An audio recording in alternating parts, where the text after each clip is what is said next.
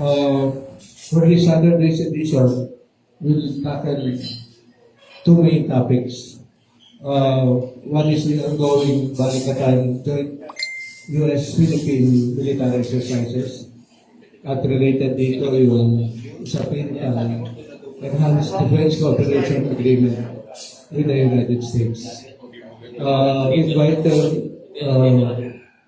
former spokesman ng Presidential Commission on Visiting Forces, Executive Director. He's also a former Deputy Chief of Staff ng AFP. He was a Lieutenant Superintendent PFA, tapos naging Lieutenant General before Adan. Will give us an overview of the ongoing military exercises that implications nito for national security and national defense of national sovereignty and territorial integrity. We also have the Lasal Professor Renato Cruz de Castro. He is an expert on international studies. We'll also talk about the Enhanced Defense Cooperation Agreement sa yung Balikatan at ang overall framework ng Philippine-American bilateral ties with emphasis on the security aspects. Wala pa rito yung sa pang-guest natin. Executive Director Evariste Cagatan of the Board of Investments. Tatanungin natin siya tungkol sa ano na nangyari sa mga investment pledges ng iba't ibang bansa, US, Japan, China, during the state visits ni President Bongbong Marcos last year. Anyway, let's start with retired General Edilberto Adan. What can you tell us about the ongoing Balikatan? At ano significance ito? At kasagot lang President. Si General Adan kasi retirado na. So wala siya sa operational. Ang tatanong natin kay General Adan, yung the context ng EDCA sites at saka ng relasyon ng Pilipinas sa mga allied or partners, mainly US. Yung mechanics ng Balikatan, matagal lang retirado si General. Ibigyan na lang natin ito sa nasa aktibo. Una, ang Balikatan ay it's the implementation of one of the conditions provisions ng ating Mutual Defense Treaty of 1951. So yung Mutual Defense Treaty natin with the United States obligates both sides, the Philippines and the US, to develop its others' capability, jointly or separately, to prepare for operations, conflict, defense. So, taon-taon, for so many years now, we have been holding these Balikatan exercises, and in 2022, about 9,000 soldiers participated, but this year, 2023, ito na yung pinakamalaki, about 17,000 US and Philippine troops are participating, about 9,000 from the Armed Forces of the Philippines, about 12,000 plus from the US. So, lumaki ang scope ng Balikatan 2023. It includes maritime security operations, urban operations, counterterrorism, aviation, and so forth, pati yung humanitarian assistance, silang civic action activities also in the Visayas.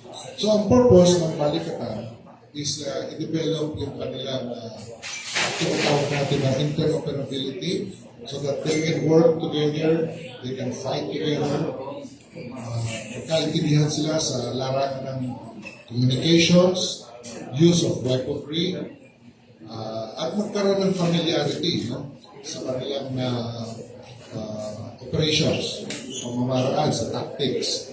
So it helps both organizations to work together. So in case it's necessary for them to act together as allies, they will act as a team, coordinated sila. Yun ang purpose ng Balikatan exercises.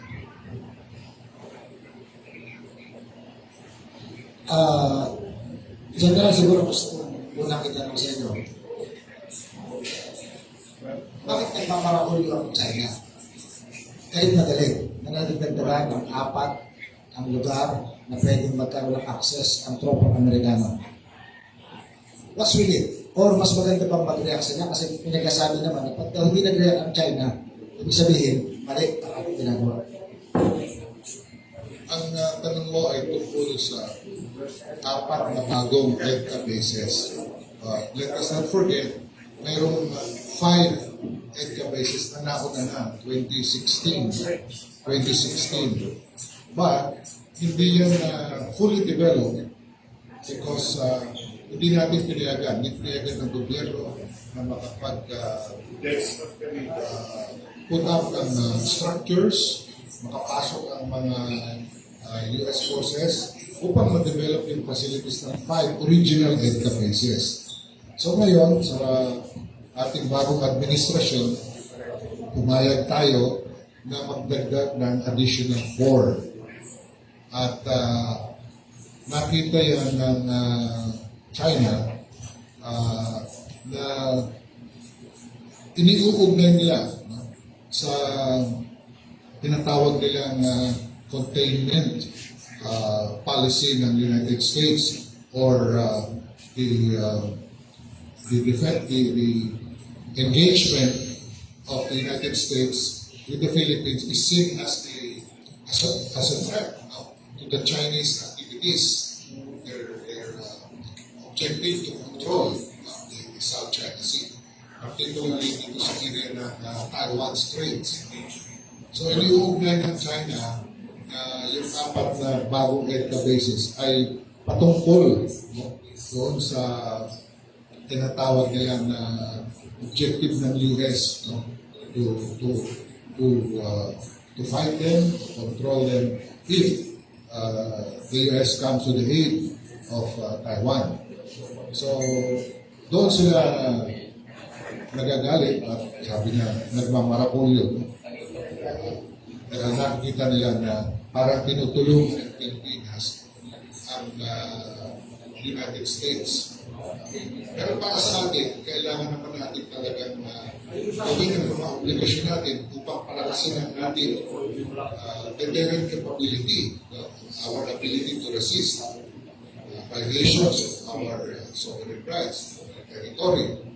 So, kailangan pagpalakas tayo lalo sapagkat nawalan na tayo ng 6 na taon na sana develop na yung 5 EDCA bases. Ngayon, nagkukumahog tayo na ayusin ngayon with the additional 4.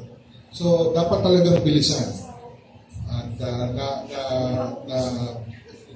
nagulat siguro yung China sapagkat mayroong commitment na $100 million in 2023 alone to develop these EDCA bases. General, may mga paniniwala na madadamay daw tayo sa gulo ng Taiwan.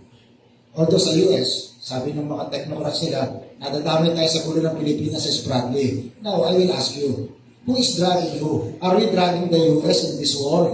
Or the US is dragging us into this war? The question is, who is dragging who? Well, hindi naman tayo mag-aim to be stronger, to have a deterrent capability. Kung hindi din nakikita natin na mayroong threat. Our rights were violated already. Nasa loob na ng bakuran natin. At yung sa atin ay inaagaw. Yung karapatan natin within our economic zone.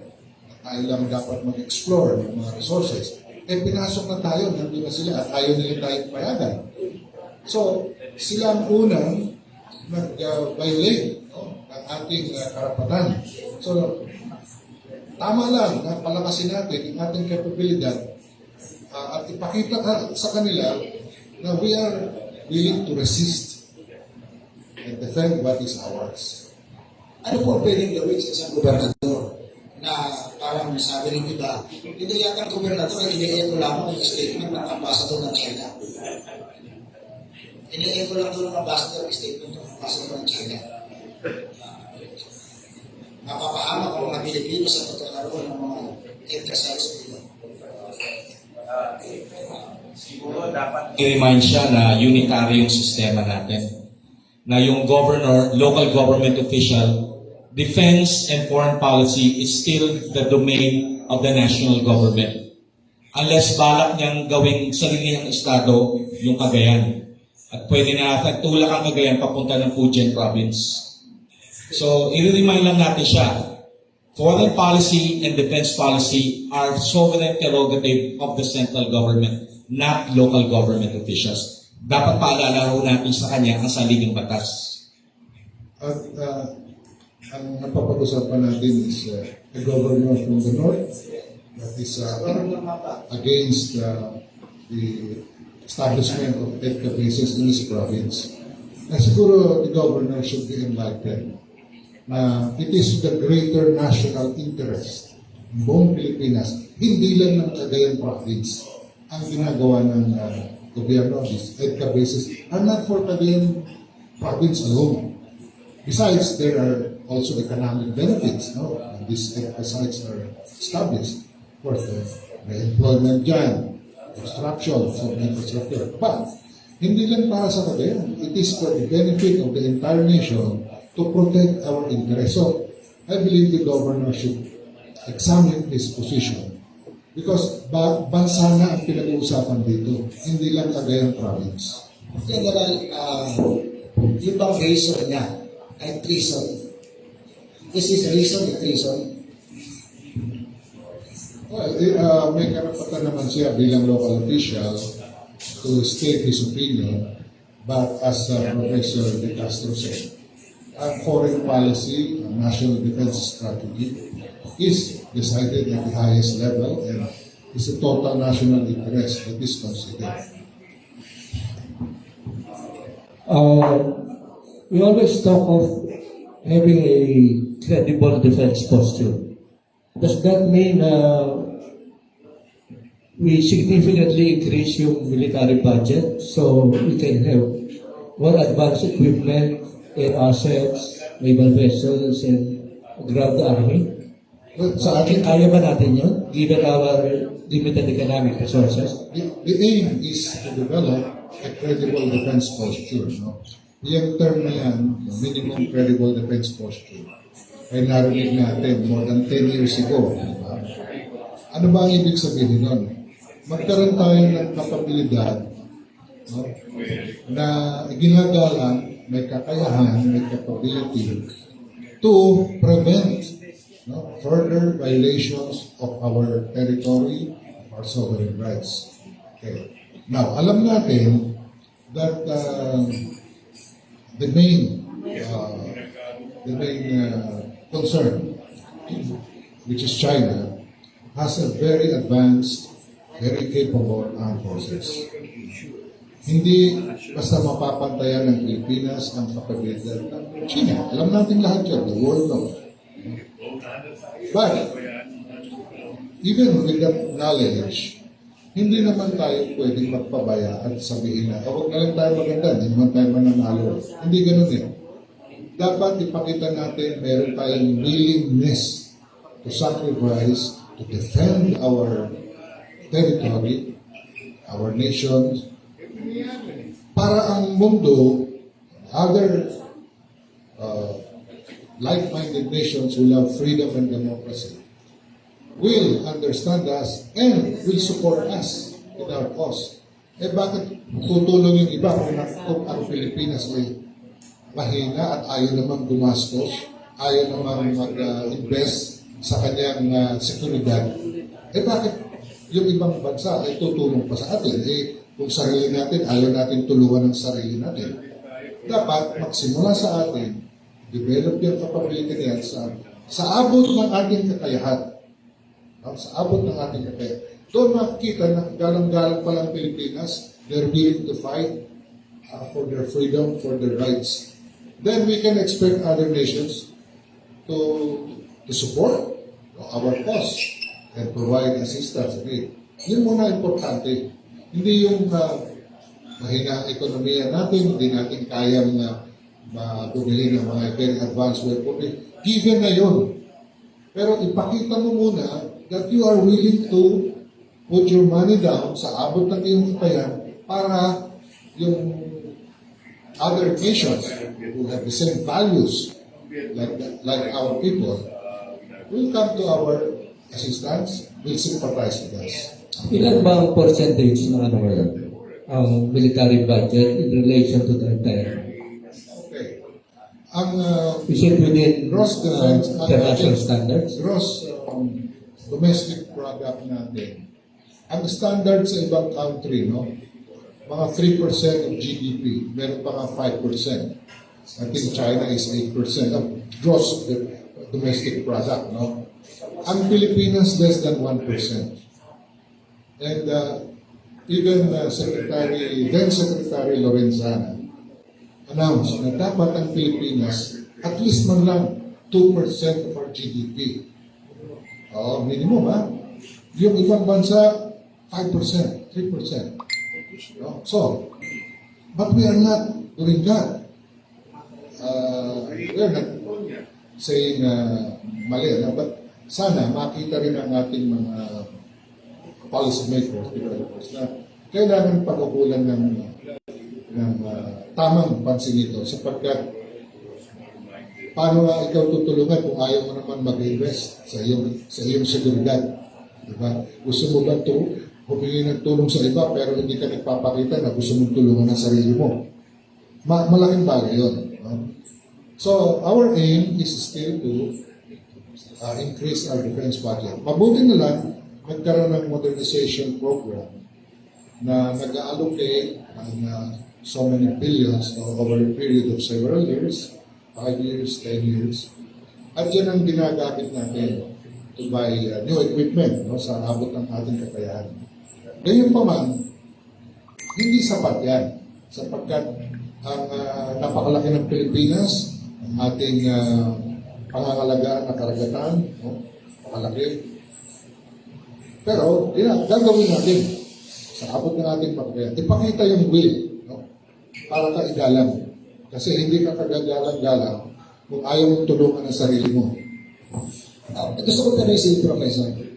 Professor, sa nagmula yung, siguro, sad to say, national psyche, na pacifist ang mga Pilipino ayaw dumapensa. Nagtagumpay ba yung grupong makakaliwa, ay yung enemies of the state, na mapaniwala tayo na tayo mahirap, maliit, walang laban, hindi dapat kasos. Gagaling po kasi ang tanong ko, yung bansang Pakistan, a country of $200 billion GDP, nuclear arm, 12 submarine, maraming eroplano, panggera, maraming bato.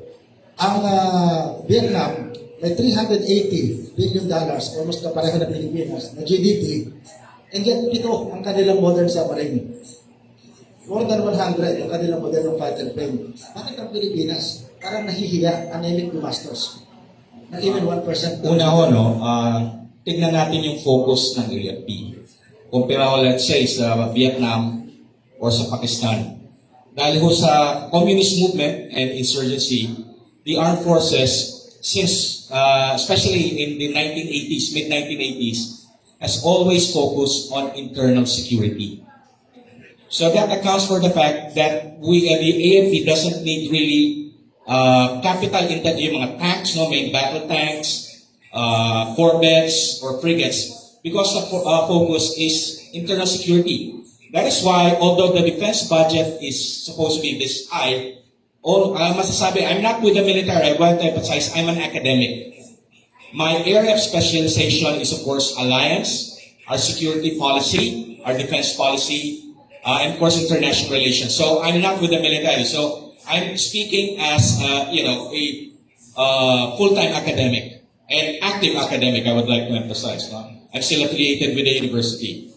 So that's why, and General Adan would agree with me, 85% of the defense budget goes to personal expenditure. Ang laki ng personal expenditure natin, because we also have to pay the active AFP, and of course the and the retired. So practically, although the budget is relatively high, we hardly acquire any equipment. Especially during the early part of the 21st century, during the time of President Gloria Macapagal-Arroyo, when she directed the AFP to simply focus on internal security. So it's only now, since mentioned nga ni General Adan, we passed a modernization law in 1996, but the law was not actually implemented.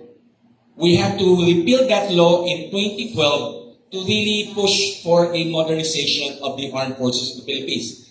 And of course, recently, President Marcos said, he announced it in Cebu, in the Western Command, we have to focus our attention to our maritime domain. Quoting from him, paraphrasing him. For so many time, our maritime borders has been secure, has been sacrosanct. Now, of course, you have although he never mentioned that country, there's a country that is, of course, undermining yung maritime border natin. Alam naman natin siguro kung sino yon. Then that's why he announced that the AFP now should focus on external security. Doon natin dapat ipasok ang EDCA at Balikatan. Bakit ba importante yan?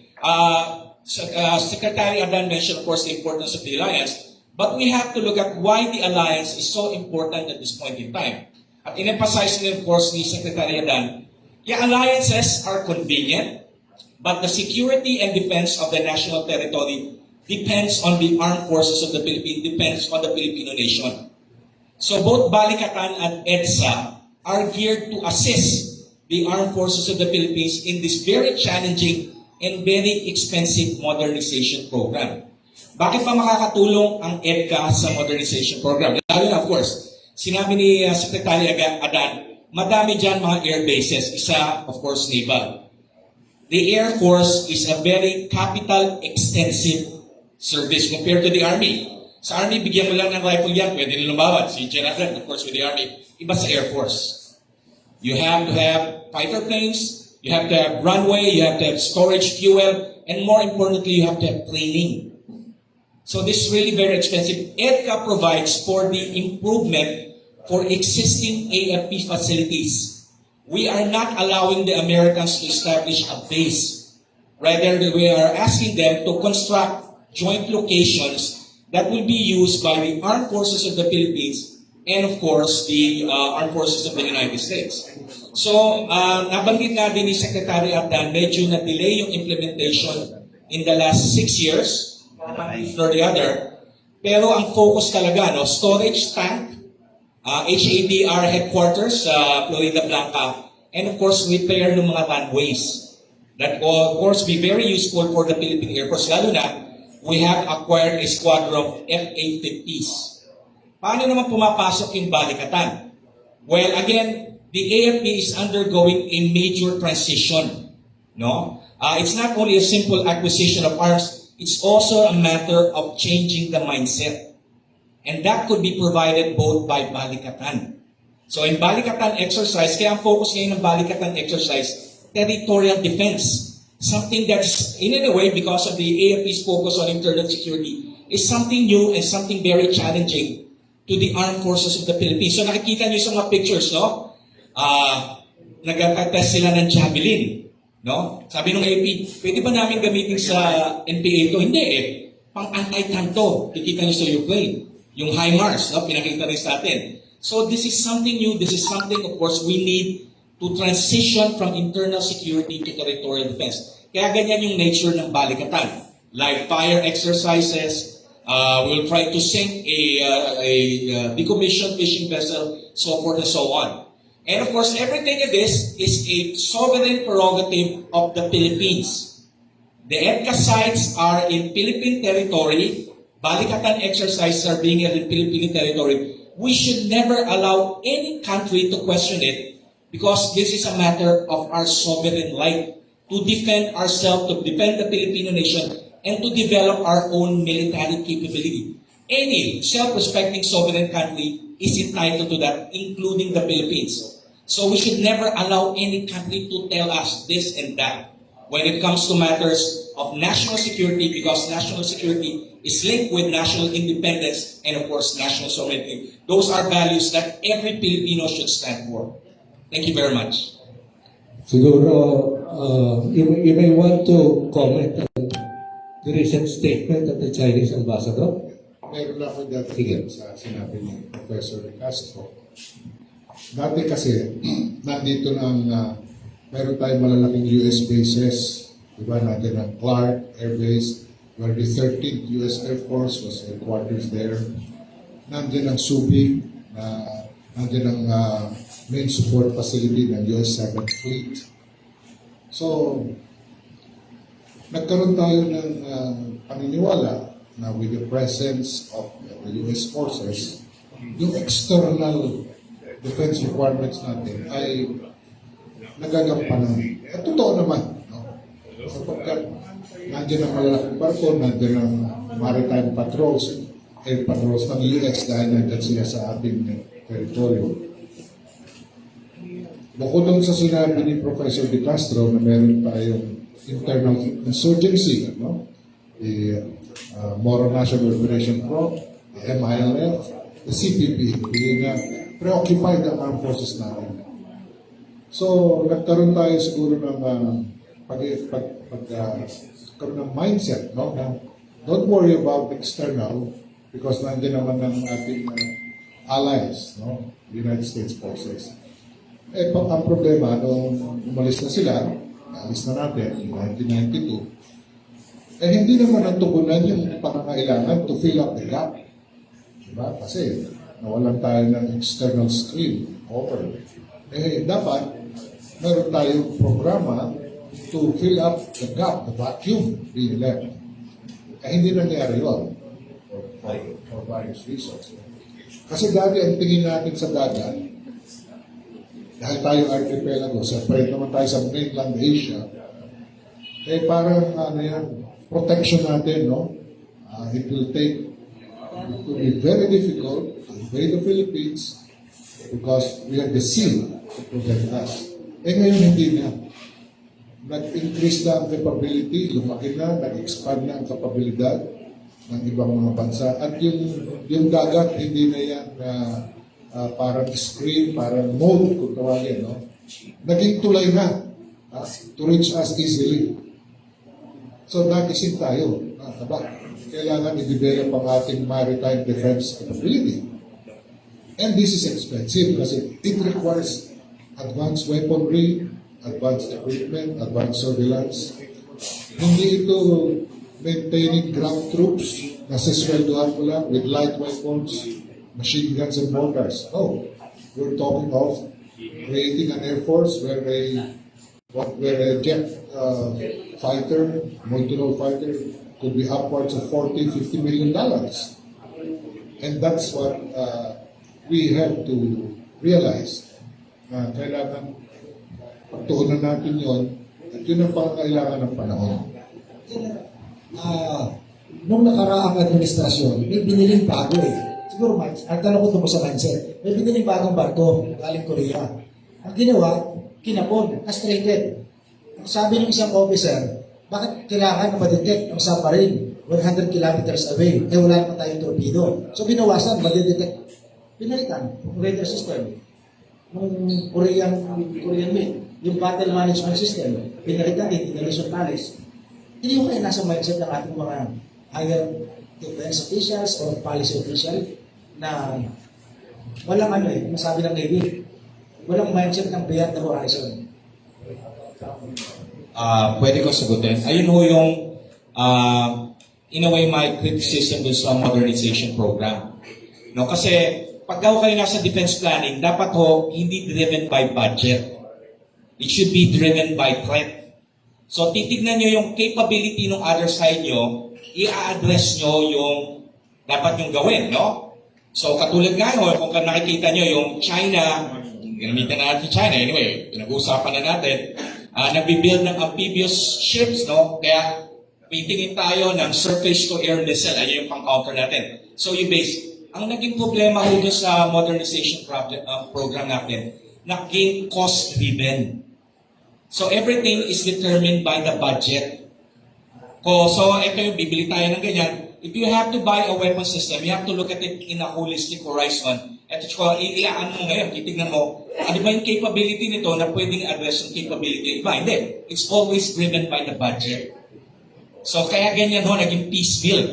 Nakabili nga tayo ng platform. Wala tayong pera para sa radar. Magantay na naman tayo next year. Naka-acquire tayo ng radar. Kailangan natin ng missile. So ganun, miski yung sa Air Force. Nakabili ho tayo ng eroplano, ng 12 F-A-50s, nakalimutan natin yung hangar. Hindi mo pwedeng iwanan yan dahil lalo na sa weather natin, tropical, masisira yan. Kaya dyan ho talaga pumapasok yung EDCA. So dito, ano natin sa Amerikano, pwede bang kumuha muna kayo ng hangar na pwedeng gamitin ng Philippine Air Force at nung F-22 nyo na dinala niya sa Clark, the most advanced 5th generation fighter plane na dinala niya sa Clark. So pwede bang pag ginawa nyo, anyway, pag umalis na kayo, gagamitin namin yan at pag natapos ng EDCA, amin na to. So doon ayun ang ginagawa ng EDCA. Kaya napaka-importante talaga yung EDCA kasi it addresses some of course, the limitation of a modernization program that is driven primarily by cost, not by threat assessment. Professor, as an academician that you are, do you consider yung presensya, no matter how small, ng tropang Amerikano sa bases ng Pilipino, magsisilbing tripwire? Sige, atakihin nyo kami. Nandiyan agad ang Amerikano kasi mapapatay nyo muna Amerikano Ang question no doon, sige, pwede nila atakihin. But are the Americans stupid enough to sit there like sitting ducks? They develop capabilities to protect themselves. The United States Armed Forces is still the most advanced armed forces in the world. China has a modern, big, but it's untested. All the weapon system of the Chinese are, of course, untested. China has built the largest navy in the world, but it has not fought a single battle. So yes, they could launch preemptive attack. The next question is, will it succeed? Given the fact that the enemy has no battlefield experience, its equipment has no capability, and that armed forces has never conducted any expeditionary operation.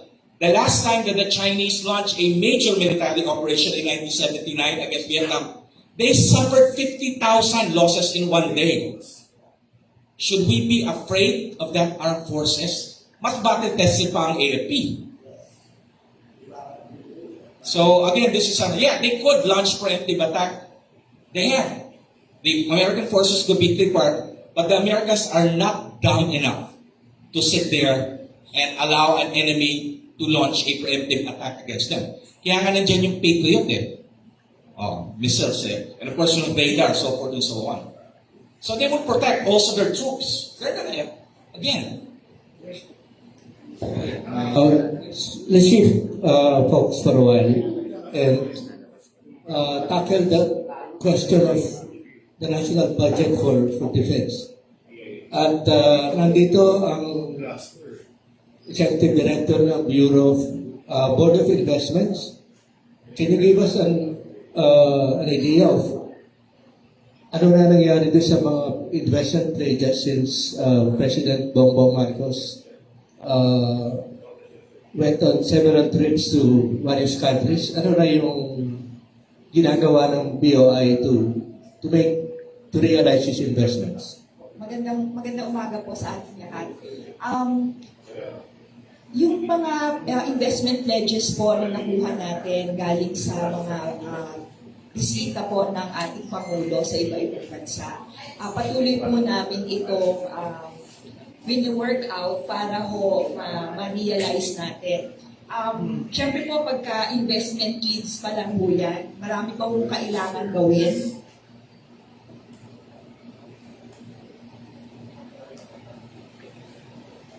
Medyo marami pa hong kailangan gawin para ho tuluyan hong matuloy yung mga investment pledges na yan. Pero ang maganda po dito, habang pong tinatrabaho pa ho natin ang pag-realize nitong lahat ng investment pledges na ito, Sa Board of Investments po, nakakakita na po kami ng magandang mga development. So, ngayon pong first quarter ng 2023, nakapag-approve na po kami ng 463 billion pesos worth of investments. And this is already more than 40% of our original target for approvals for the year na 1 trillion pesos. And because we are already at that level, si Secretary Pascual po, itinaas po niya yung target namin for this year to 1.5 trillion pesos.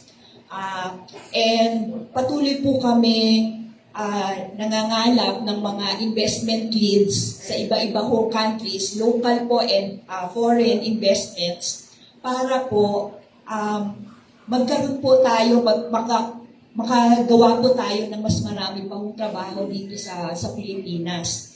So dito ho sa 463 billion pesos na nakuha naming approval sa BOI pa lang po yan, ha?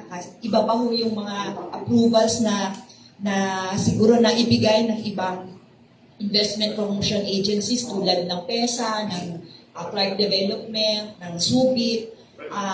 So, tingin namin magandang-maganda ho pasok ng taon in terms of investments. And this is because yung ekonomiya ho natin keeps growing. Sabi nga po ni Secretary Jokno, di ba, 7.6% ang GDP growth natin for last year. And I think they are forecasting that for this year, we will be growing still more than 6%.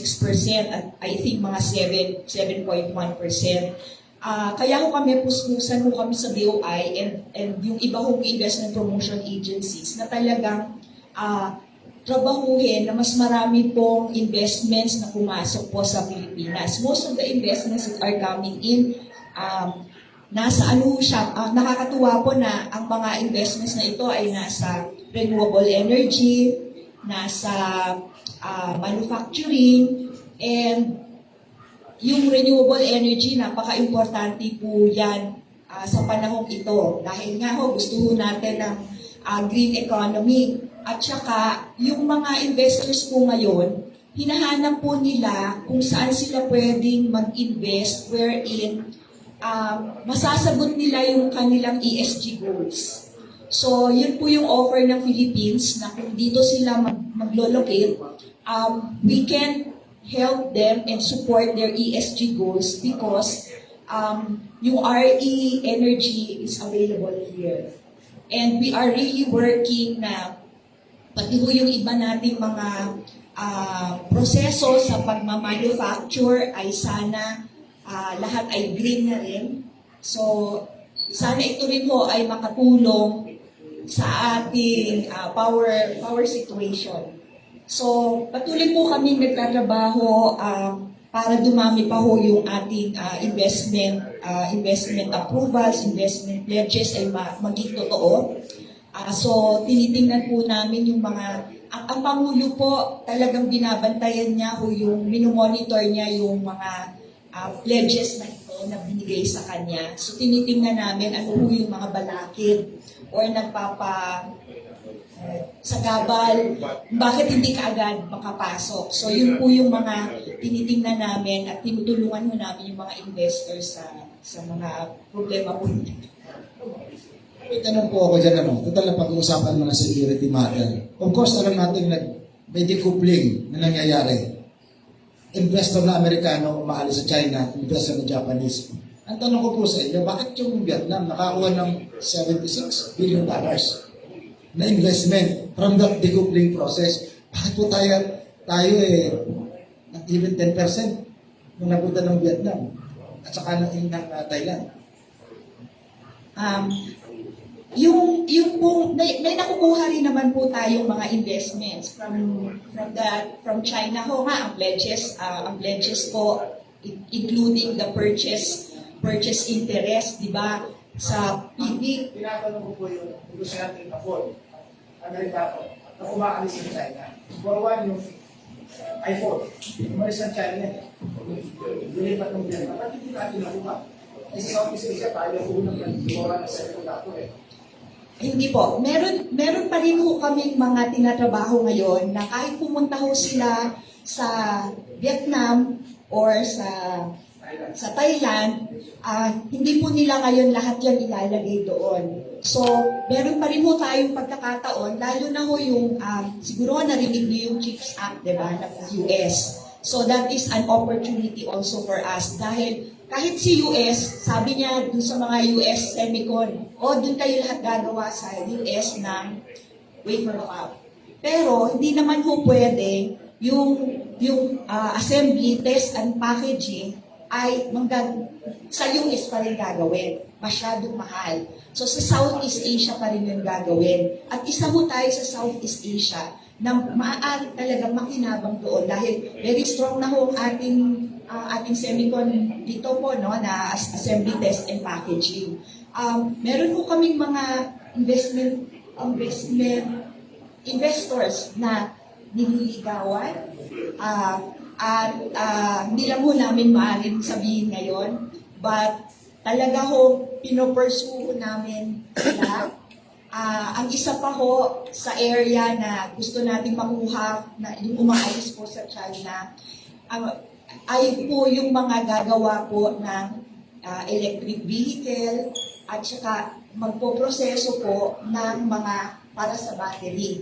Ang maganda po sa Pilipinas ay malaki din po ang deposito natin ng nickel, cobalt, and copper.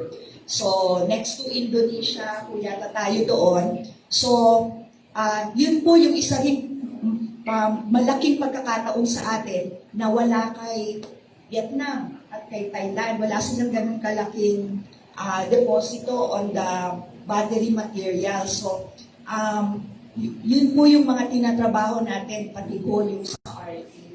Hindi ko alam kung sasagutin yung tanong. Totoo ba nung naging presidente si Bongbong Marcos, mas naging madaling ibenta raw sa mga Japanese and American investors ang Pilipinas kumpara nung nakaraang 6 na taon? Hindi ako makasagot dahil wala ko ako sa promotions noon. Kakasaba ko lang ko sa promotions. But I think, yung mga na-accomplish po ng dating Pangulo. But of course, ma'am, numbers do not lie. Yung mga na-accomplish po ng mga dating Pangulo, ito po ay naging basehan din para lalo natin palakasin yung ating ekonomiya. So yung yung kanyang build. Di ba ho ngayon meron tayong build better, more. Yung economy natin since the last administration, yun, talagang sumisipa na yun ng more than 6%, di ba ho? So, kaya lang nagka-COVID. And nung nagka-COVID, ayan, paspasan din yung gawa natin para hindi naman masyadong bumagsak yung ekonomiya. And kaya ngayon, ang taas din ng growth natin. So, tingin ko po, hindi naman ho yun siguro mas madaling ibenta o maaari pong yung po ngayong mga kondisyon is offering more opportunities. Ngayon po kasi talaga dumating yung mga CHIPS Act, yung ng US na Inflation Reduction Act, na lahat po nagpapatungkol na meron talagang ma-open up ng mga opportunities ngayon na pwede talaga natin makuha. And then, ngayon lang po natin nakita na when we are now shifting to electric vehicle, nakita natin yung opportunity naman natin for battery. And ngayon din po sumisipa yung RE. So, tingin ko iba yung opportunities present in the past administration. And then, mas marami ho ngayong opportunities, lalo na coming out of the pandemic. So, Sige ma'am, may tanong pa ako dyan. Of course, maganda lang sabihin na lahat ng investment ay welcome. Pero ang katotohanan, may investment na hindi welcome. Hindi lang sa US, sa Canada, and even India, may mga investment na halos ayaw na nila. Social media, yung TikTok, ito lang iba sa ibang bansa. For being, sabi nila, a spy tool ng China.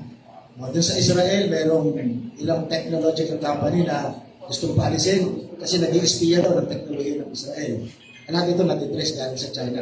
Kung kayo ba, meron ba tayo doon na sinasala natin yung mga industriya na hindi dapat mag-invest, halimbawa sa Subic, hindi pinayagan na makuha ng Chinese company, yung Hanjin, yung sa Babuyan Island area, hindi pinayagan makuha ng Chinese investors, yung Huda Island. Meron bang ganun na Sa ano po ngayon, sa amended Foreign Investments Act at saka sa amended Public Service Act, naglagay po ngayon ng provision doon ng may mga security review on investments on critical infrastructure and critical industry. So, ngayon po, ginagawa po yung mechanism kung ano yung mag-trigger sa security review, paano po gagawin yon. So, ngayon po, under those two laws, yung mga critical industry katulad ng power distribution, power transmission, telecommunications. So, tapos kung meron po rin silang geographical areas na pag doon yung location na gusto, then medyo titingnan po natin yung magiging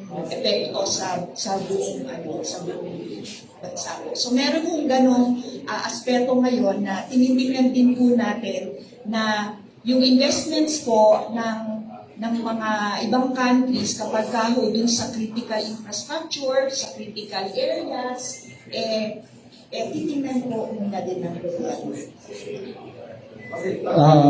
Maybe let's go back to our main topic for the day, which is Balikatan. Ilang 1 week pa yata ang Balikatan, ano? Until end of April. What do you see after Balikatan? Magiging response sa China? Considering that, di ba, sabi ni Chinese Ambassador Wang Xilian, the Philippine government should reconsider yung EDCA. Lalo na, sabi niya, there are 160,000 Filipino OFWs in Taiwan who might find their jobs at risk because of yung EDCA. Ano yung natin dito? Response natin dito. Una-una, what will be life after Balikatan? Actually, the Mutual Defense Corps planned 500 military exercises this year. So we'll have more military exercises that Balikatan is the largest. Now, regarding the threat of the ambassador, I don't see any connection how the OFWs in Taiwan will be affected by the EDCA sites. Because, despite the narrative of China that, there's only one China, which is, of course, a policy, those OFWs are, of course, staying in a self-governed island. Right? That doesn't take any instruction or direction from Beijing. That's the reality on the ground, despite the narrative of the one China policy. The only threat to those OFWs, of course, as he mentioned, that if China uses force to effect the unification of Taiwan. That's why, in fact, we have those EDCA sites. Because this will involve massive evacuation of those OFWs from Taiwan. How can we accommodate them if we don't have those additional sites? So EDCA sites are not only for building up the armed forces of the Philippines, not only for deterrence, it has, of course, humanitarian assistance and risk reduction function. So, ayun yung sagot ko. And of course, in the first place, he has no business telling us what to do with EDCA because we are a sovereign nation. All the EDCA sites, and this is something that all Filipinos should know, is within Philippine territory. No, we are not a country that build super artificial islands, militarize them, and put them in an exclusive economic zone of another country. So that's simply case of hypocrisy on his part. May I say something? I find the statement of the Chinese official to be very disturbing. It's a form of coercion, pananakot. Pananakot, tinatakot niya tayo na kayo, Pilipinas, huwag niyong payagan yung 4 na EDCA bases. Kung hindi, yung 160,000 OFWs na nasa Taiwan ay baka mawalan ng trabaho. Ganun yung sinabi niya. Kung ating tatagalugin. So, pananakot, dapat ba tayong magpatakot sa ganun? Kaya nga natin pinapayagan yung EDCA basis para panindigan ang ating depensa, ang ating soberenya. Sapagkat inaagawan tayo ng karapatan. Yung hindi dapat pasukin, hindi dapat kuhanin ng mga resources natin. Nandyan na sila. Tayo na ng mga artificial islands. At hinaharas nila yung ating mga fishermen na nangingisda sa traditional fishing grounds. So ngayon tatakutin nila tayo. O huwag kayong makipag-cooperate sa iyong alay kung hindi endanger yung 160,000. Hindi ba pananakot yun? So hindi natin dapat yun tanggapin. Hindi ka tanggap-tanggap yun. Pagpasok pala dyan pala yung sa kalipin ko ng kape, hindi sabi ko kanina. So, yung sa danger, sa 160,000 OFW, did I get it right na parang sinasabi mo, the only danger na darating sa mga OFW na yun, solely magmumula sa China if they attack Taiwan. With or without EDCA, the same danger na kinaharap nila from China. Of course, ito yung sinabi rin ng ambassador. They reserve the right to use force. In fact, they're floating the possibility that they would use force against Taiwan. And of course, emphasize that it's an internal matter. Yeah, it's an internal matter, but if China uses force against Taiwan, it will have international implications. And of course, whether we like it or not, it will be affected because of geography. No, ayun yung point doon. So, ang nire-raise mo ngayon yung, that's the danger is there. The possibility of China's, use of force against Taiwan. That's the only danger they really face. Pero hindi nadagdagan yung danger ng OFW doon kung may EDCA tayo o wala. Well, at least ang EDCA, sites, ang purpose niya is deterrence. So yung saying na lesser ang danger ng mga OFW sa Taiwan kasi may deterrence. Yeah, this will force China to think twice. No, lalo na yung location ng EDCA sites, no? Kasi ang talagang crucial dyan talaga, it's not Taiwan It's the Luzon Strait. Si China. Last week, when the Chinese started preparing for their massive naval exercise, yung pinakabago nilang carrier, yung Shandong, tumaan sa Bashi Channel, sa Luzon Strait. So, pinapakita na sa atin ng China, if I will conduct this military operation, Japan, we will use the Luzon Strait. If the Chinese Navy will use the Luzon Strait, we will lose control of the Luzon Strait. It will be a clear and present danger to us. And we go back to the statement of President Marcos. We build those EDCA sites primarily for defensive. Only if you come here, then you will have to fear those sites because he emphasized they are not for offensive operation.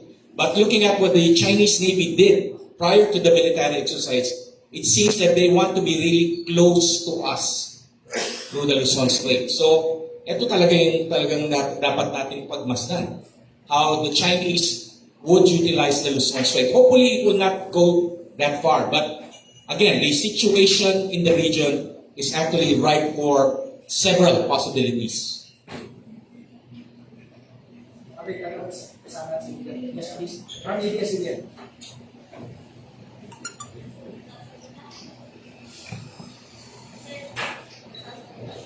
Hello po mga sir, Jabanahan po from ABS-CBN. This question is for the both of you. Do you think na yung threat po, do you think po yung statement ng Chinese ambassador regarding the 150,000 OFWs sa Taiwan, do you consider this as a threat? Gaya ng sinabi ko, it's a veiled threat, no? Na huwag niyong payagan yung EDCA bases, kaya yung agreement ko yung EDCA bases, ay makakasama sa ating relasyon. Pwede ko kayong, ito from the China bill, no? Na pwede kong yung 160,000 workers ninyo, pwede mawalan ng trabaho. Yan ang kanyang ibig sabihin sa atin. Threat na nga yun, no? Parang huwag kayo makipagtulungan sa United States sapagkat yung inyong interes o FW matulong sa inyong ekonomiya, baka mawalan ng trabaho. Ano yun? Pamaraan nila yun to tell us not to allow the EDCA bases. Pakikialam yun sa ating soberanya. Yun ang sinasabi ng professor. Pakikialam. Sinasabi nila sa atin na huwag ninyong dapat gawin. Kaya sabi naman ng ating gobyerno, hindi naman yan para sa inyo eh.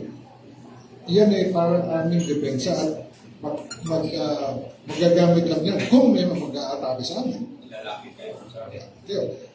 Para maintindihan siguro ng ating mga kababayan, parang itong isang subdivision siguro o big compound na meron ka mga dapat pangalagaan sa loob, mga assets, mga bahay.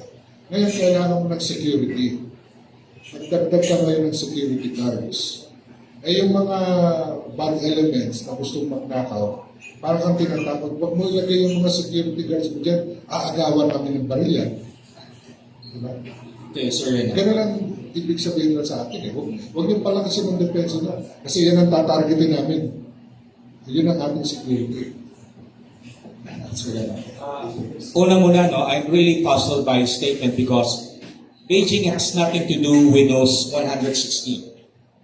Although there's such a thing as the One China principle, in reality, China cannot order Taiwan because Taiwan, although they call it a renegade province, is a self-governing island or republic. So, no way. The only threat that those OFW faces will be, of course, a major military operation or the use of force of China against Taiwan. I hope he's not referring to that threat because that is already an indication of something that China might do probably in the next 4 years. Sir, may panawagan din si Senator Bongo na magkaroon na ng action siguro sa 150,000 na OFW sa Taiwan, like siguro preemptive evacuation or anything. Are you going to suggest this? Yes, that's why now we have the EDCA site. That's more emphasize the importance of EDCA site because they would be used for evacuation just in case it will happen. That's one of the reasons why we prepared. Those EDCA sites are mostly air bases that could be used just in case you will have a massive evacuation. And of course, this will be very challenging because alam naman ni Secretary Adan, the Armed Forces of the Philippines, the Philippine Air Force doesn't have that capacity. If push comes to shove, we will still have to rely on our ally to evacuate many of those Filipinos. Kaya din pumapasok ang importansya ng Balikatan at ang alyansa natin sa Amerika. So, ayun yung the alliance, our alliance with the United States, is not only military security, it also involves more significantly humanitarian assistance and risk reduction. Nakita na naman natin yan noong November, nung tinamaan ng Ayan ang Central Philippines. So, ayun din, yung kaya natin talaga dapat paigtingin ang ating security relation. Of course, continue implementing EDCA and of course, continue yung Balikatan. Kasi palaging component naman dyan, hindi lang naman yung defense, humanitarian assistance and risk reduction. Sir, last na po sa part ko, may mga concerns lang din sa ibang sector. Like sa Gabriela Women's Party na sabi nila maaaring tumindi ang prostitution at sex tourism sa mga lokasyong paglulunsaran ng Balikatan na maglalagay sa panganib sa mga kababaihan at LGBTQIA. Comment on this ang po. Yung social problems that might ensue kung may mga foreign troops dito, palaging ginagamit yan ng mga anti or those against the presence of U.S. forces. It's true nung nandito ang US bases sa Clark o Subic, may mga manakanakang pangyayari. Subalit, meron tayong mekanismo to deal with that. Kaya nga may visiting forces agreement. At nakita natin yung dalawang last cases ng US Marines who were involved, no, yung Edilberto case, yung Lance Corporal Smith case, ay natugunan ng ating justice system. Na-detain ng 2 taon. Si Lance Corporal Smith. Si Pemberton, nakulong dito sa ating sa Campaginado. So, may mekanismo to deal with that. But that should not be a reason for this speculative, no, or possibilities for us to hold on the need to strengthen our capabilities for defense. Hindi yun reason. No? It's possible, may incident, pero may mekanismo that handles it. And hindi lang naman ito tungkol sa US Forces presence. Kahit anong bisita sa Pilipinas, kahit anong nationality, nangyayari yan. Kung minsan merong harassment of the opposite sex, no? Merong robbery, kidnapping, involving foreigners. Na bakit natin sisingle out ang US Forces? Eh, yun na nga, sila nga is mas controlled, mas disiplinado, and we know for a fact na pag may violation sila, dinidisiplina nila yung sundalo nila. I'm very sure of that. Hindi, sa atin, ikinulong lang. Pero pagdating sa Amerika, makukulong ulit, madidischarge pa. Mas matindi yung kanilang disciplinary system. Besides the punishment na ginawa dito, pagdating sa Amerika, discharge pa yun, no benefits. So, I don't think it should be a major concern. It is a concern, but meron tayong mechanism to do that. Pwede kong dagdagan lang yung sinabi ni Secretary Adan. BFA was signed in 1998, then ratified in 1999. Then it took effect. How many thousands of American troops had undergone military exercises from 2000 up, let's say, up to now, 2023, 200,000. You only have 2 cases. What is 2 cases, given the fact that how many American troops had passed through the Philippines because of the visiting force agreement, and of course the military exercises that had been conducted? In average, we have about, I think, only now it's 500, but before, sir, maabot na mga 200, no? So, just 2 cases for almost how many years of continuous large-scale U.S. Philippine military exercises. So that's statistically insignificant. I'm not a statistician, but somebody who knows statistics would basically conclude that. Mas mataas pa nga daw ang interest ng sundalong Pilipino nagpunta ng Amerika para mag-aaral na nagkakaso eh. Bakit pati yung valedictorian ng PMA? Actually, yung statement ni Chinese Ambassador Wang Xilian, dalawa eh. Una, sabi niya yung kung hindi i-withdraw yung EDCA, then it might have serious repercussions on the jobs of 160,000 Filipino OFWs. Ang second point niya, the Philippines should make a categorical statement against Taiwan independence. Ano yun? Ano yun? Naked, blackmail na pagtingin nyo rito. O inuutusan tayo makialam sa kanilang internal matters. Derogation of sovereignty. Nagtataka lang ako itong mga nagsasabi na we have to protect Philippine sovereignty. Hindi issue sa kanila. Right? This is a blatant violation of sovereignty. The ambassador of another country telling us what to do. This is a clear example of how our sovereignty is being violated. Not signing EDCA, not allowing American forces, because everything, of course, EDCA has been done because of an exercise of our sovereignty. We sign an agreement, we're implementing an agreement. In this case, this is a blatant violation of our sovereignty to tell us what to do. So, ito ang sitwasyon na ito sa mga issues natin. Halimbawa, mag-statement ng Pilipinas, binabatikos ang military drill between China and Russia. Ano yung reaction ng China? I don't think we would even think about it. Kasi we are a law-abiding, we are very conscious of the notion of sovereignty. Ang nakakapagtaka pa, China, sinasabi niya, no, compared to the United States na nag-intervene when it comes to human rights, yung mga EU countries that intervene within human rights, China respects sovereignty. China is a champion of sovereignty. When it comes to this issue, they know how to violate sovereignty of a country like the Philippines. So this is a classic example of double standard on the part of the Chinese ambassador in particular and China in general. No?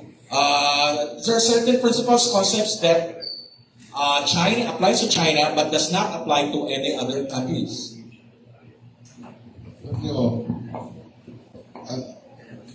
the Department of Foreign Affairs have lodged more than 200 diplomatic protests over the years sa ginagawa ng China sa atin.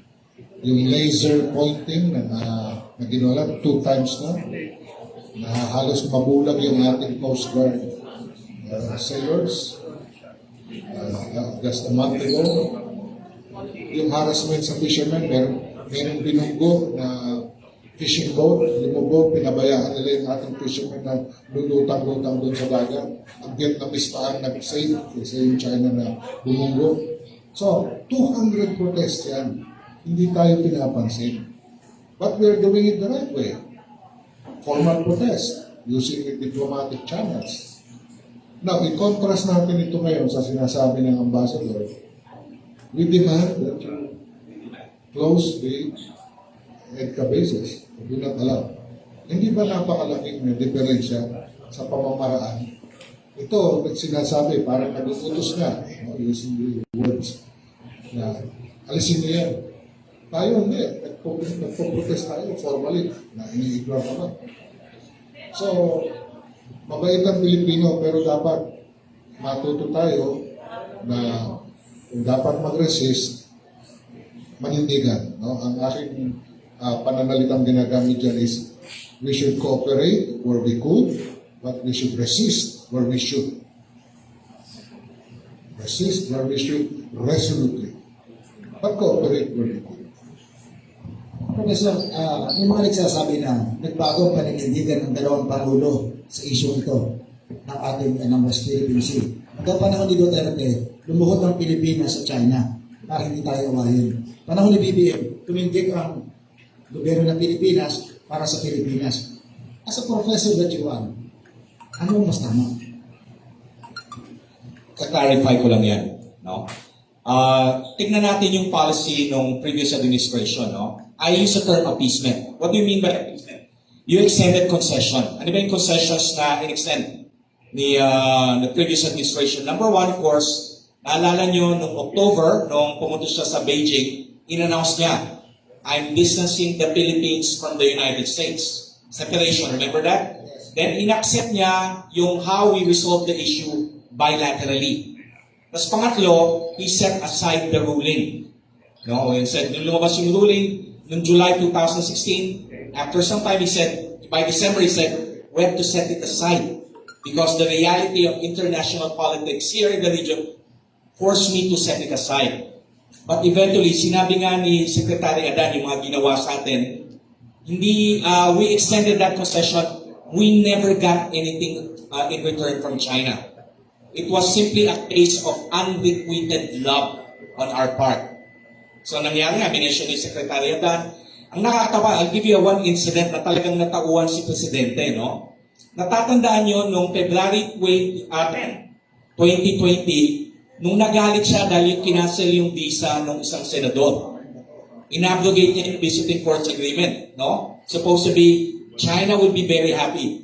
Less than 2 weeks later, tinutukan ng isang corvette nila yung BRP Conrado yacht ng Gun Control Director, which is an hostile act.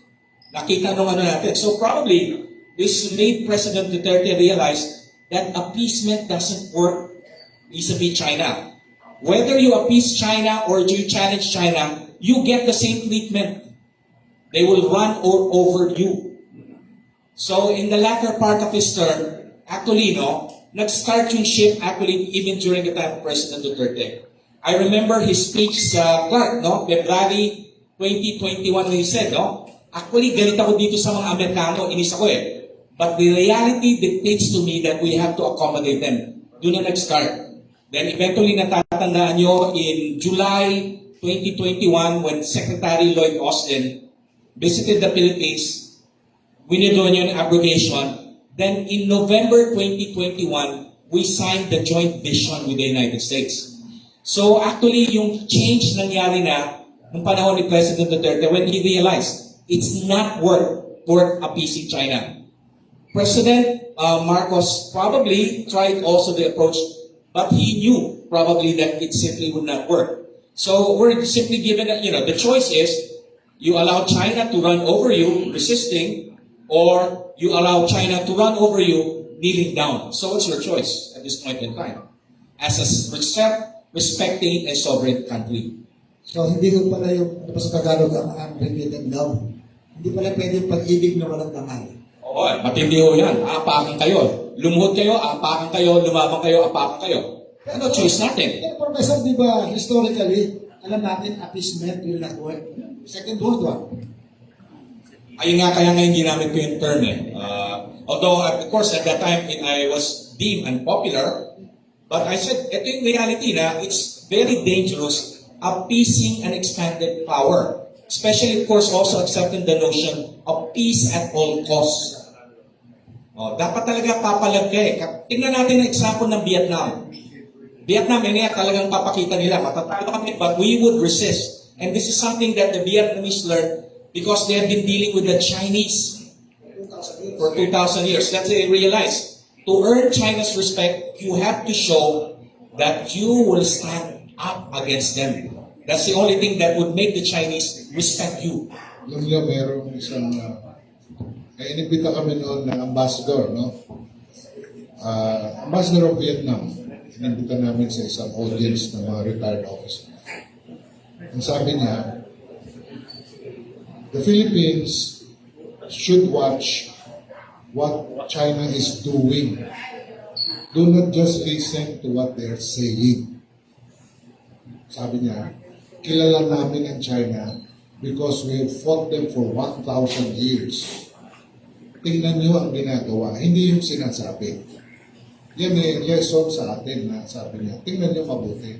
Huwag kayo basta maniniwala. Tingnan niyo ang actual na ginagawa kung tinutupad nila. So, that should serve as a wake-up call sa atin in dealing with China and other states. Tingnan natin, tinutupad ba yung sinasabi? Do they walk the talk? Kasi baka masyado tayong maging naive, no? Na kahit ano sabihin, basta na lang tayo maniniwala. Tinutupad ba nila yung pledges of investment sa atin? Na nangako sila ilang $100 billion. $24. 24. Tapos ang natuloy lang ay Wala pang 1 billion. 24 billion, October 2016. yan ang sinasabi natin. Do they walk the talk? Malaking bagay yun. Meron din tayong napag-usapan din naman yung appeasement. Meron din tayong mga kababayan na nagsasabi, dapat maging neutral na lang tayo. Neutral. Friends to everybody, enemies to none. Masarap pakinggan, di ba? But in reality, nangyayari ba yun? Merong nagsasite na example ng Switzerland, a neutral country during World War II. Ang hindi nila alam is to be a neutral nation, you have to spend a lot for your defense. Even now, the Swiss army has modern aircraft, has F-16s, has modern tanks, because neutral siya eh. Any nation surrounding around Switzerland may choose to cause trouble. So it has to defend itself from all sides. Akala ng iba, pag neutral, it's cheap, it's less expensive. Hindi ka na kailangan mag-maintain ng armed forces. Kabaligtaran. The more you have to arm yourself if you are neutral. Yan ang hindi naintindihan. Napakasarap lang pakinggan kasi ng neutral eh. Pero in reality, it doesn't work that way. Para kung sinabi, o sige, dito tayo nakatira sa isang neighborhood, wala tayong kalaban, wag na lang tayo magbakod, wag na lang tayo magpintuan, wala naman papasok sa atin eh. Okay, pumasok. Masarap isipin, di ba? Pero in reality, hindi pwede yun. Kaya magpakod kami ang damihan.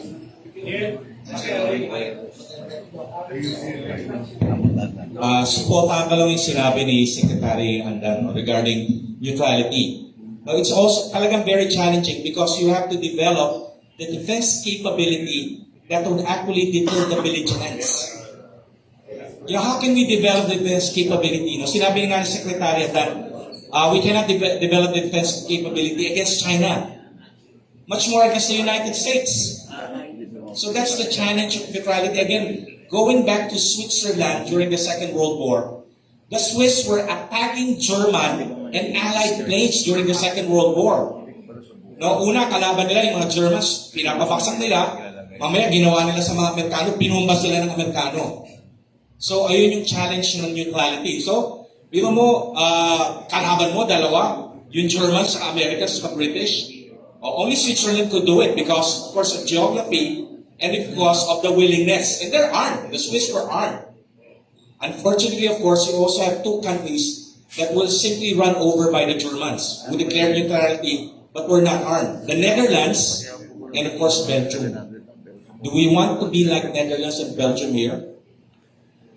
General, yung intimidation factor ng China, of course, hindi naman lahat armado. 777 People's Liberation Army. Mga 300 kasama yung Coast Guard. Yes. Kasama yun kasi kasama naman sa gera. The one strategy. Pag nilagsama ba yung Persa, kasi sabi naman nila, malakas na ang US, ang problema kalagkalan. Sa 7 karagatan, nandun ang US Navy. Sapat ba yung Persa ng US, ng Japan, at ng Australia, ng Singapore, at yung minuscule part ng Pilipinas, at saka ng Taiwan, para mapigilan ang onslaught ng People's Liberation Army, just in case. Alam mo, hindi lang numero ang pinag-uusapan. If you are calculating the combat capabilities of any armed forces, it's not just number of ships, number of aircraft. It's the quality of technology, who has the better technology, who has the longer reach of missiles, who has more submarines, better equipped, better sensors. Isa yun, no? Better technology. Number 2, training.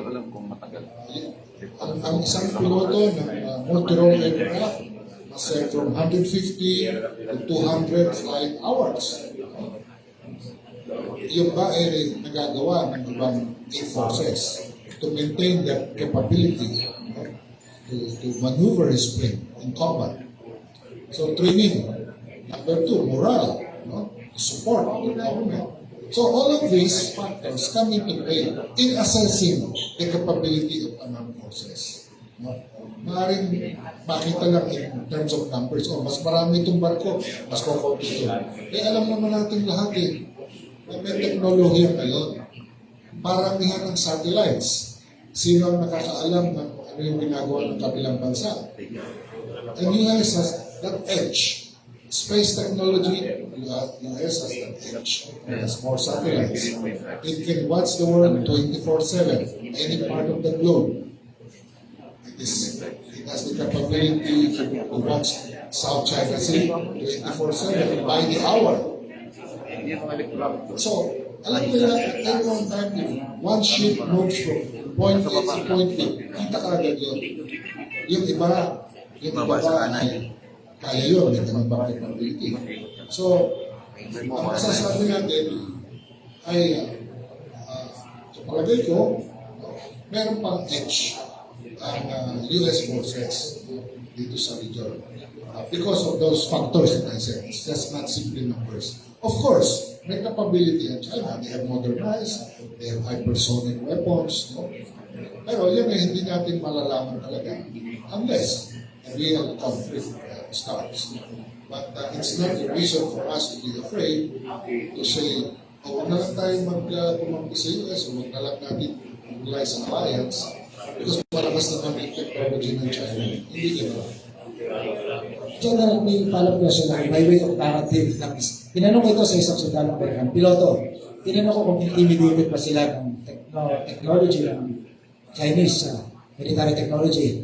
Ang sagot niya sa akin, isang sentence, well, they are all made in China. Kaya ba isang ayon doon?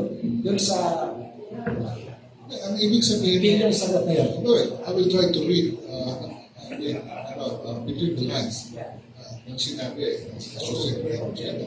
Ang ibig lang sabihin siguro ng piloto na yun ay ang teknolohiya namin is more advanced. At ako naniniwala na that the technology of the US is more advanced. Although, China is trying to catch up. No? Trying to catch up. And according to American studies, also certain institutions, meron teknolohiya na ahead na ang China. So it's a catch-up game trying to outmatch the other. So patuloy yan sa teknolohiya. Kaya ngayon, nakikita natin, wini-withhold ng US mga sanctions na siya to prevent the access of Chinese students in America and other Chinese companies sa American technology. Ginagawa nila. Yung Huawei, for example, ginagawa nila. Ngayon, TikTok, pinipigyan nila. Nagbabawal sa pag-buy access sa database. No? So, maraming paraan ang paghahanda ang warfare ngayon. At since napunta tayo sa the hard power, no? Ships, planes, and submarines, nais ko naman dalhin ang ating usapan doon sa tinatawag na hybrid or gray zone area na ang pamamaraan to control, to dominate an adversary, hindi lang nadadaan sa puwersa. Mayroon tinatawag ngayon na, well, ang tawag nila ngayon na influence operations, information warfare, espionage, intelligence. Okay? Yan, magaling dyan ang ibang bansa. Ako, nag-aaral din ako abroad. Doon ang tawag ay political warfare. At ang isang, ngayon tawag nila hybrid warfare. Hindi lang ito barilan o paramihan ng aeroplano. Number one is influencing the officials of a government that you are targeting para makuha mo ang kanilang simpatiya, yung targeting mo yung mga leaders, decision makers, para makuha mo yung bansa ngayon. Hindi nalalaban yun kasi yung leader sa iyo na eh. Yung decision makers sa iyo na. Yun ang tinatawag na influence operations. Yan ang hindi natin nakikita, pero dapat tayong aware. No? At nandiyan na kasama ang use of the media, the so-called propaganda warfare. At yan, nakikita natin araw-araw. No? Mayroong narrative, nagsasabing ganito, yung na kayo ng Pilipinas sumali dyan, meron na nagsasabi niya. So patuloy ang mangyayari. Yung influence operations, or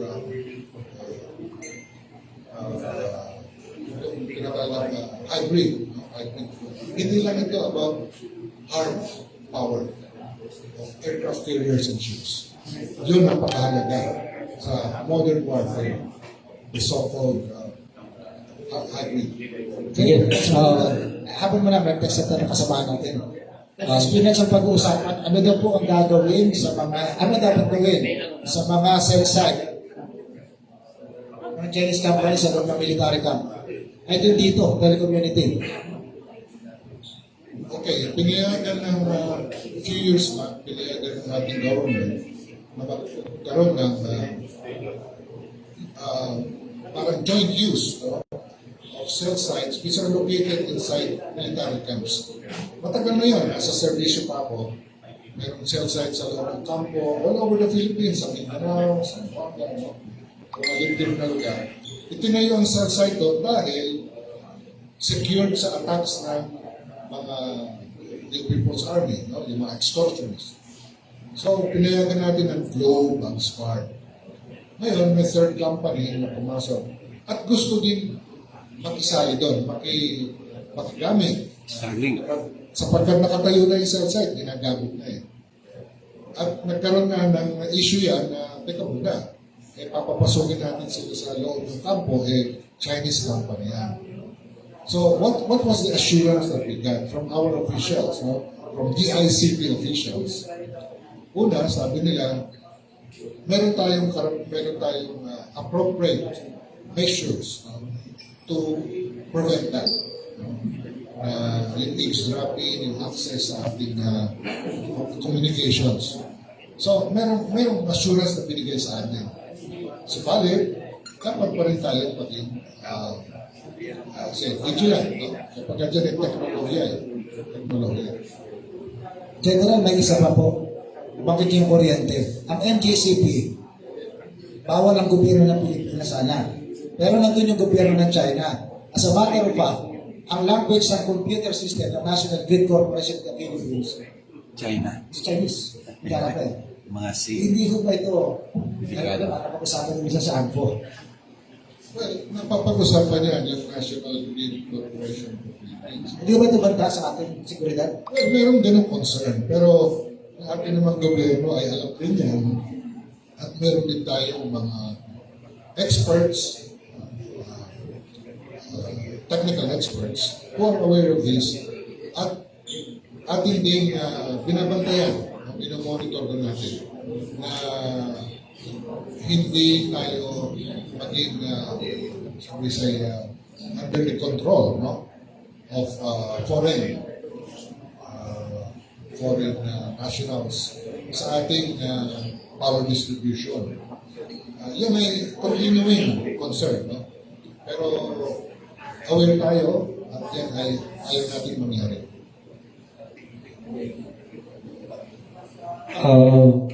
Siguro, one or two more questions before we wind up this morning session. Sige.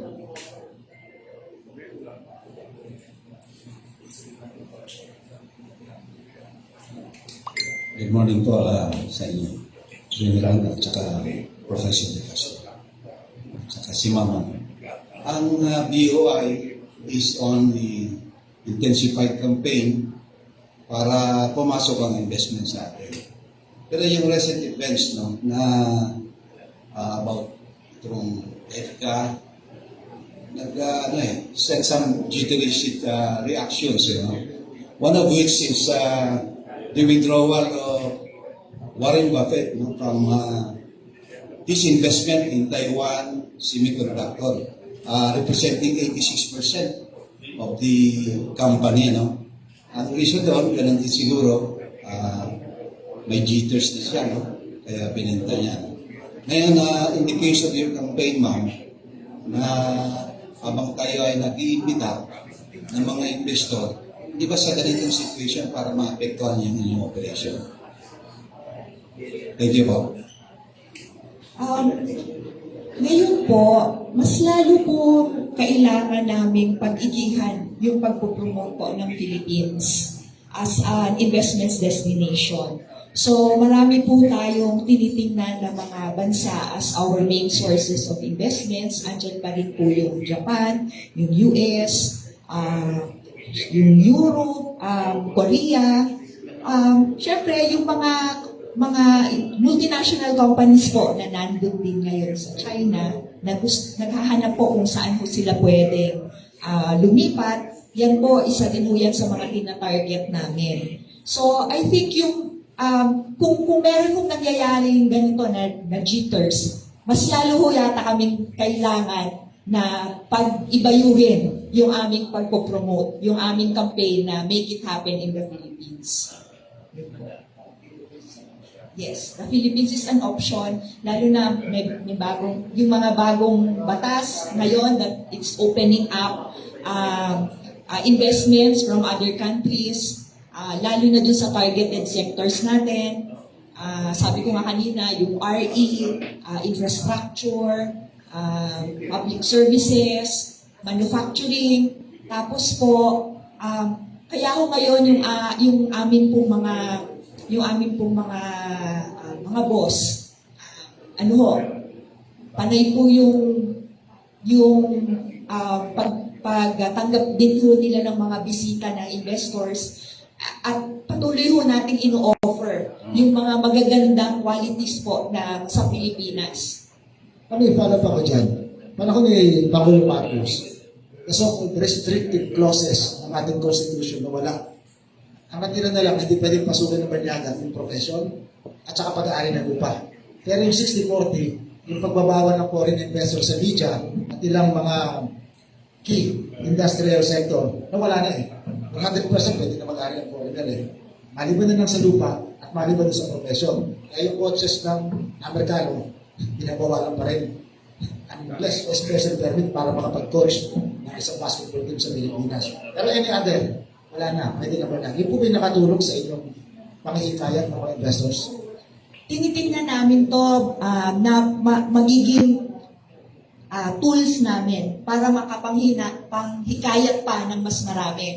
Itong mga laws na to, ano lang naman kakapasa pa lang nito nung late 2022, ganyan. Yung create incentives natin, 2021 lang din. So, tinitingnan namin in the horizon, kaya nakikita namin na malaki talaga yung potential natin na tumaas pa yung investments dahil we are yet to see the fruits nitong pag-open up natin ng ating mga sectors. Dagdag ko lang, yung public utilities, hindi pa rin, 60-40 pa rin po yun. PUV, yung mga power distribution, power transmission, 60-40 pa rin po yan. Ang mga na-liberalize lang under the Public Services Act, yung mga logistics, nandun po yung mga seaports, airports, yung mga ganyan. But we are really looking forward na ito pong mga bagong measures, economic measures na ipinasa, this will really help us in attracting more investments into the Philippines. At ang maganda po dyan, yung Pangulo po natin, very personalized po ang kanyang pag-monitor dun sa pledges. So, regularly po talagang tinatanong niya kami, nasa na yung mga pledges na yan, ano yung balakid, so anong gagawin, yung ganun po, talagang tinitingnan po niya talaga yung paano nagpo-progress po yung mga investments at nilalagyan po ng solusyon. Katulad ho ng mga problema ho nga sa ease of doing business. Kaya ho, nagpasa siya nung EO18, nung Secretary. So isa ho yun sa kaagad-agad na ginawa niya para matulungan po yung ating mga mamumuhunan. Paano po yung papatuloy ng festival ng mga Pilipino na parang meron tayong maliit ang mentality. Tayo maliit na bansa, mahirap lamang. And to think na Philippines is the 32nd largest economy in the world. Paano tayo mag-aalok ng opportunity sa mga investors nang parang hindi naman tayo nagsusumamo? Parang biyang naman lang. Hindi naman tayo nagsusumamo kasi talagang meron tayong inherent strengths. Pangunahin dito yung kalidad at number ng ating workforce. Yan talaga yung parang attraction nila why they are coming here. Lalo na yung sa mga investments that will need high skills, high technology, ganyan. So ang isang pinakamagandang tinitingnan nila is yung kalidad ng ating workforce. Pangalawa po, yun nga ho, yung ating economic performance. Talaga namang isa tayo sa pinakamabilis. And therefore, kung mabilis yung economic performance natin, pwede nila yung sabayan kung nandito sila.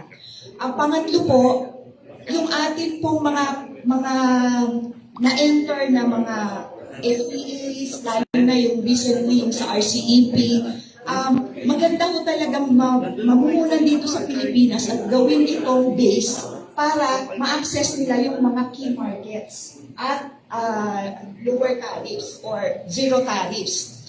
Ang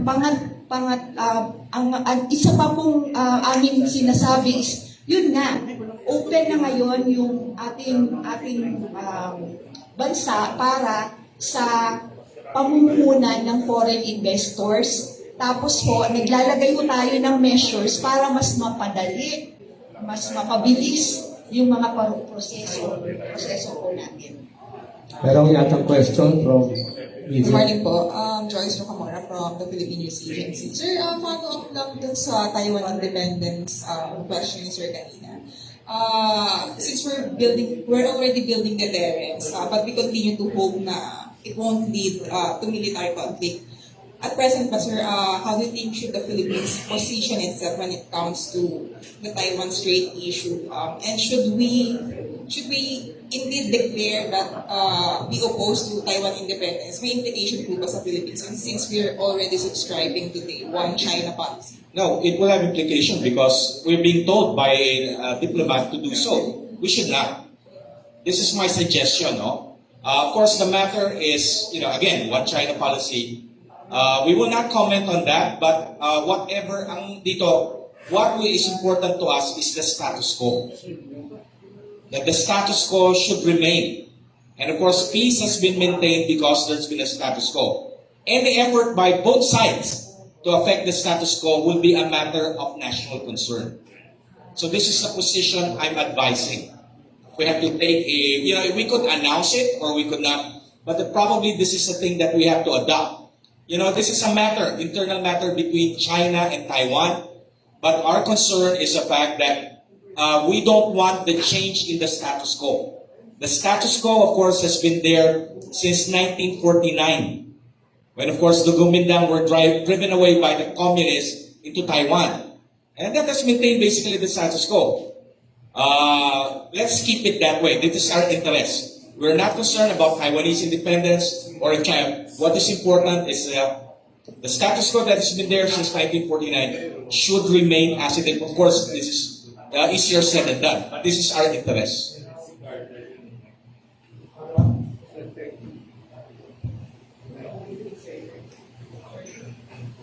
Wala na, let's ask our two resource persons to give a parting statement on Balikatan and overall Philippine-US relations.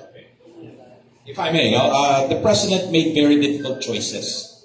He did it because, of course, again, it's a point when he raised what should be Philippine foreign policy. Friends to all, enemies to none. That is, of course, your goal. But the reality is, of course, more challenging than ever. You want to befriend a country, but that country is, of course, claiming 85% of your exclusive economic zone, driving your fishermen away from your traditional fishing ground, and its ambassador is telling us what to do and what not to do. So how can you maintain that kind of friendship to that country? And of course, the other one is we have a treaty alliance. This is something that, of course, we have done. What is an alliance? An alliance is, of course, of mutual assistance, meaning mutual. You assist your ally, and of course, you also expect your ally to assist you. So that's the relationship we have. So the challenging part, of course, is, of course, how to make the vision of our president a reality. Friends to all, enemies to none, in a period of dramatic changes, in a period of great power competition. I think the first thing we have to really take into account is the importance of national unity. Now, this is a campaign slogan, of course, of our president when he was a candidate, and of course when he became president, the importance of national unity. That's the first thing we could achieve at this point in time. He made a tough decision, tough choices, let's support him. It's not a time to basically engage each other in a very decisive discourse. So, Sa pala po lang sa national unity, bewildering ay yung mga Pilipino hindi nagkakasundo. Ito banyaga ang kalaban. Tapos sa isang show sa US, nabanggit lamang a mere graduate of some Philippine medical school. Nagwawala yung mga Pilipino sa social media, binabanatan. Racism. Pero bakit ito? clear present danger. Hindi pa nagkakasundo ang Pilipino. Meron ka mga grupo ng congressman na nananawagan, nagkakasakit daw ng mga Amerikano, yung mga Pilipino pagka nagkaroon sila ng access doon sa ating mga military base. Ano ang disconnect na nangyayari sa ating lipunan? Bakit yung seemingly mababaw na dahilan, nagkakaisa tayo, yung napakalalim na dahilan, threatening our sovereignty and existence as a nation? Parang basag-basag tayo. Hindi, tignan din natin, bigyan rin natin ng democratic space. Yung mga tao na hindi agree doon sa kanyang posisyon. We're a liberal democracy. And of course, it's also his obligation as the president of the country to uphold yung principles natin of liberal democracy. But of course, at the end of the day, we always have to consider this. The president is still the commander-in-chief, and the president is, of course, the architect of foreign policy. So, I end there. No? Si General Adan might have... Well, we certainly support the President's approach now to increase our deterrent capability by making use of our alliance. Alliance is not simply about fighting. Alliance is about preventing wars. Alliance is about preventing wars. Alliance is for peace. But in case conflict erupts, then the allies, the partners, are assured that there is somebody alongside them to fight with them. So it has several aspects. It prevents others from preying on the weak because they know the weak is allied with the strong. That's one aspect of an alliance. Okay. Now, alliance is for peace. We all want peace. Nobody wants war. The armed forces is preparing itself because it wants to deter for peace. But in case conflict erupts, we must be able to show our willingness to resist, to overcome. One thing about peace that I would like to share is, peace is not free. Hindi libre ang peace. Peace has to be defended. Peace has to be preserved. One has to fight for peace. Hindi libre yan.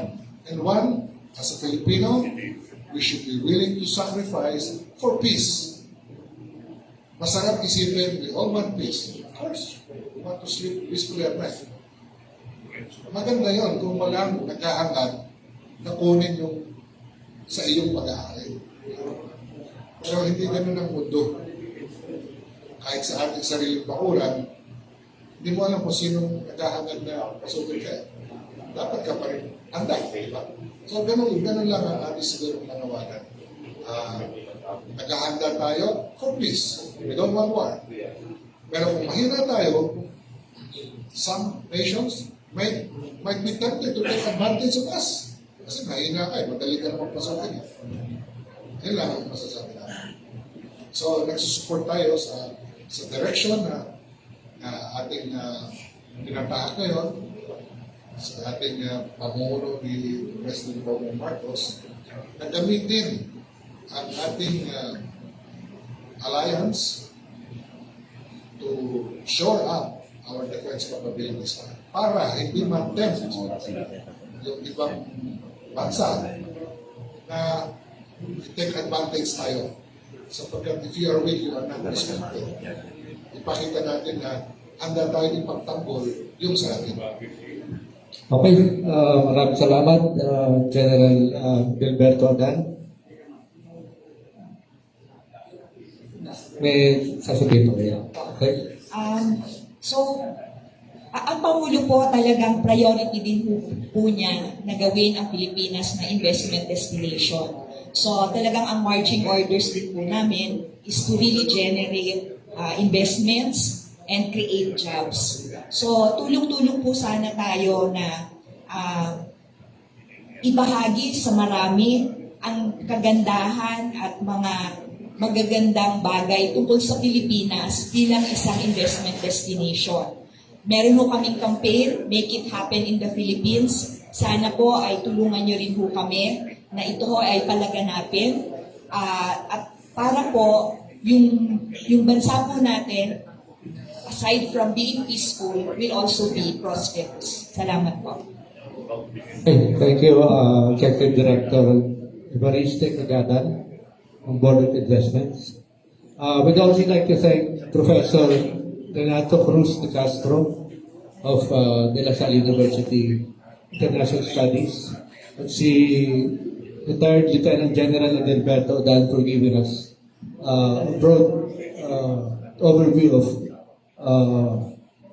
U.S.-Philippine security relations at this point in time.